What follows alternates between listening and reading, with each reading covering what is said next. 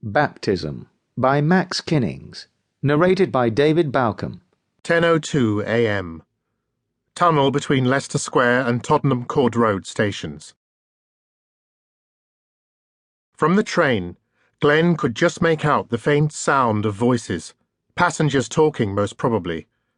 Sweat dribbled down his face, and his heart thumped against his sternum. Remember the training. It was like a mantra that had been instilled in him. If he remembered the training, everything would be all right. As a member of CO-19, he was at the sharp end of one of the world's most elite police special operations groups. They had earned a bad reputation in the past due to a couple of high-profile mistakes. The media had made a lot of those while playing down the successes. Glenn felt proud to be a member of CO-19, proud that he had passed the psychological tests and been invited to attend the 8-week training course at the Metropolitan Police Specialist Training Centre to learn about firearms, methods of entry, fast rope skills, scenario intervention, rescue techniques, and potential terrorist attacks.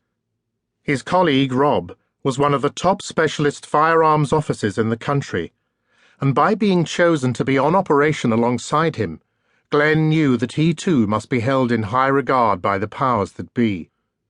The voice was relayed into his headset. "Can you see anything?" "Nothing," said Rob. "Okay then, move in closer and keep talking to me." Rob stood up first and moved past Glenn, who followed him, aiming his 9mm Glock 17 pistol at the train.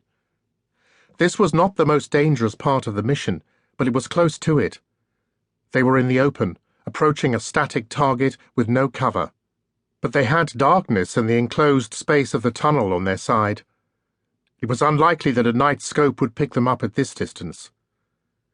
A few feet further on, Rob crouched down on one side of the tunnel and Glenn did the same a few feet behind him, careful not to touch the live rail.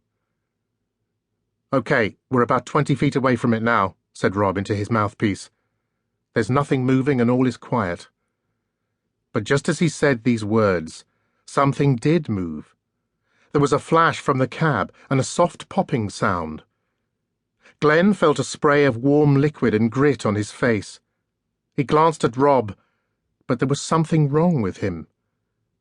The upper right-hand quadrant of his head was completely missing, leaving a jagged fringe of shattered bone fragments and ruptured brain in its place, from which blood sluiced freely as his legs gave way and he collapsed to the ground. "Rob!"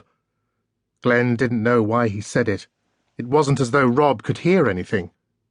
"What is it?" came the voice over the headset. "Shit." It wasn't an exclamation. Glenn spoke the word softly. He looked at the train and suddenly felt very lonely. The rules of engagement seemed so far away now. He knew what he had to do, but he also knew what would happen when he did it. He raised his pistol and took aim at the rear cab of the train, from where there was another flash followed by a pop. Before he could fire off a shot, the entire top of his head, from the bridge of his nose upwards, was sheared off, and he fell backwards onto the sleepers between the rails. "Someone talk to me?" The calm, flat voice came from the bloody remains of 2 radio headsets, but no one was listening.